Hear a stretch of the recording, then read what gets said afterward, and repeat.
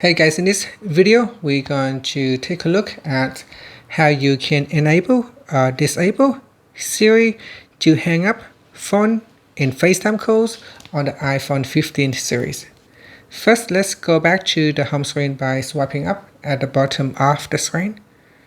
Now on the home screen, tap on settings, and from the settings page we scroll down and tap on Siri and search. Then we scroll down and tap on Call Hang Up. In here, tap on Call Hang Up toggle button to switch it off or turn it on. And in here, it said that if you switch this on, you can say, "Hey Siri, hang up." It is supported during a phone and FaceTime calls.